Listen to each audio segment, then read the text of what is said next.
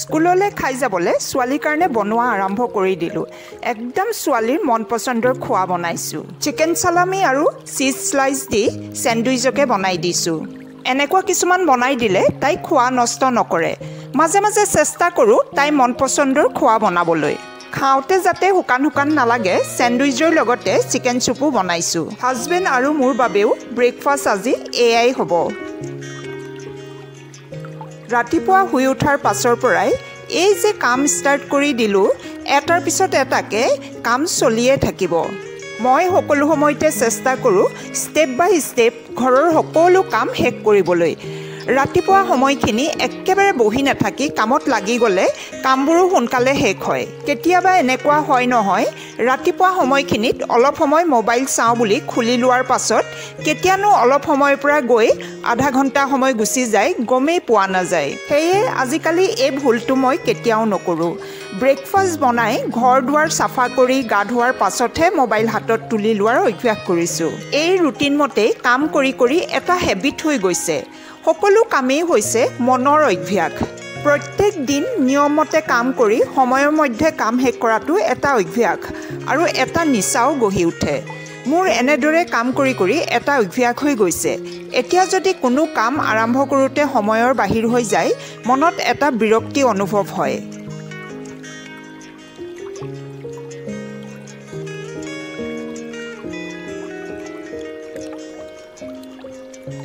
নিজৰ জীৱনত চাকৰি কৰা বা ঘৰৰ কামত লগা এনেকুৱা কিছুমান মানুহ দেখিছোঁ ৰাতিপুৱাৰ পৰা ৰাতিলৈকে খুব হাৰ্ডৱৰ্ক কৰে। মই কিন্তু অকল হাৰ্ডৱৰ্কে বিশ্বাস নকৰোঁ। হাৰ্ডৱৰ্কৰ লগতে স্মাৰ্ট ৱৰ্কতো মই বিশ্বাসী। হাৰ্ডৱৰ্ক কৰাটো খুবেই ভাল কথা। হাৰ্ডৱৰ্কৰ লগতে স্মাৰ্ট ৱৰ্কো যদি কৰা হয় তেতিয়াহ'লে বহুত ক্ষেত্ৰত আগবাঢ়ি যাব পাৰি। আজিকালি স্মাৰ্ট ৱৰ্ক কৰাটো ইমানেই জৰুৰী হৈ পৰিছে। স্মাৰ্ট ৱৰ্ক কৰিলে নিজৰ কষ্ট কম হোৱাৰ লগতে বেলেগ কাম কৰিবলৈ সময় দিব পাৰি। আগতে লাইটৰ বিল দিয়া, গেছ আনিবলৈ যোৱা, চিনেমাৰ কাৰণে টিকেট কাটিবলৈ যাওঁতে কিমান দীঘল দীঘল লাইন কৰিব লাগে।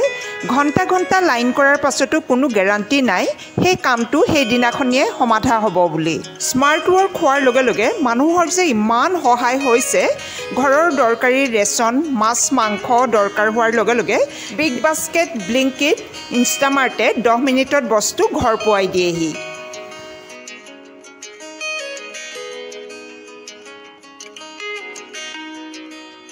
সদায় ডেইলি কৰা কামবোৰৰ বাহিৰেও এক্সট্ৰা বহুত ধৰণৰ কাম থাকে। ঘৰৰ প্ৰত্যেকটো বস্তুৱে সজাই পৰাই থোৱা, পৰিপাতি থকা, পৰিষ্কাৰ হৈ থকাটো মোৰ বৰ ভাল লাগে। মই মন কৰিছোঁ ৰাতিপুৱা ৰাতিপুৱা ঘৰ দুৱাৰ পৰিষ্কাৰ হৈ থাকিলে ডাঙৰ যেন টেনশ্যন এটা শেষ হ'ল এনেকুৱা লাগে। কেতিয়াবা ঘৰ যেতিয়া খুব খেলি মেলি হৈ থাকে বা যোনদিনাখন ঘৰৰ কামবোৰ বেছিকৈ ওলায়, যেতিয়া এনেকুৱা ধৰণৰ ছিটুৱেশ্যন ফেচ কৰিব লগা হয় তেতিয়া চিধাই মই বিচনাকেইখন ঠিক কৰিবলৈ চেষ্টা কৰোঁ। বেডৰুমেই হৈছে ঘৰৰ এনেকুৱা টুকুৰা ঠাই য'লৈ আহি আমি দিনটোৰ ভাগৰ শেষ কৰিব পাৰোঁ। এই ঠাই টুকুৰাতে আমি সুখ দুখৰ কথা পাতিব পাৰোঁ।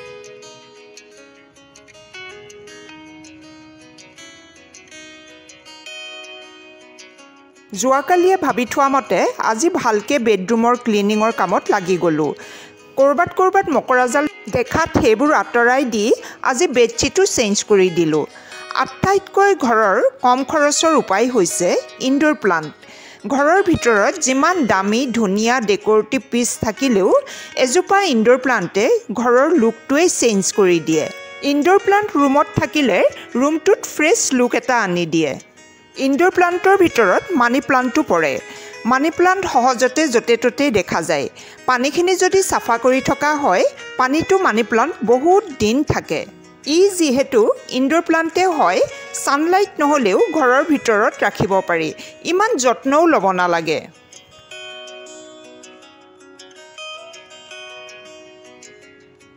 আজি ড্ৰয়াৰটো খোলোতে বহুত দিনৰ মূৰত এই কাপটো পালোঁ। With love of Kuljit.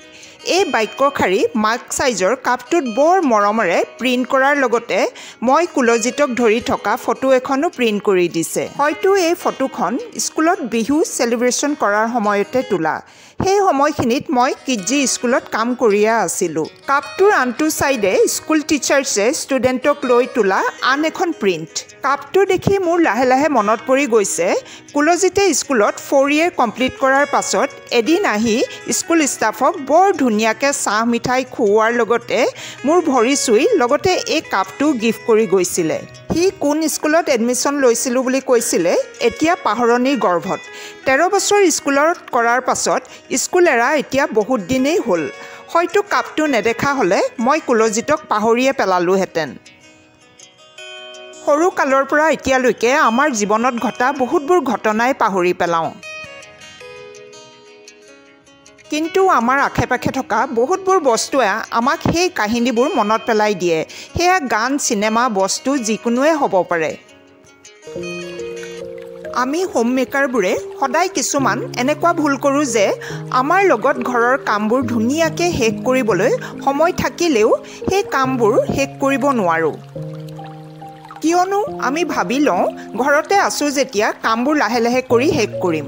এই ডাঙৰ ভুলটো আমি হোম মেকাৰবোৰে প্ৰায়ে কৰোঁ। ফলত কি হয়, গোটেই দিনটোৰ সময়খিনিক নিজকে কামত খটুৱাই থাকোঁ। সদায় ৰাতিপুৱাৰ কাম ৰাতিপুৱাই শেষ কৰিব লাগে, কিন্তু আমি ভাবোঁ ঘৰতে আছোঁ যেতিয়া কামবোৰ অলপ অলপকৈ কৰি আৰামত শেষ কৰিম।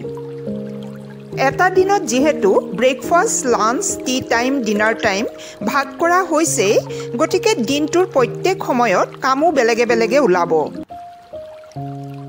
কিন্তু যদি ৰাতিপুৱাৰ বাছনে চিংক ভৰি থাকে, আমি যদি ভাবোঁ অলপ মোবাইল বা টিভি চাই লওঁ, এনেকৈ কৰি কৰি সময় গৈ হয়গৈ দুপৰীয়া, কিন্তু বাছনে চিংক ভৰি থাকে। ঘৰতো অন্য কাম কাজবোৰ পৰিয়ে আছে।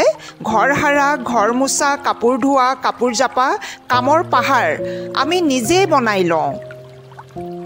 এনেদৰে কামবোৰ টানি টানি কৰোঁতে আবেলি হৈ যায়।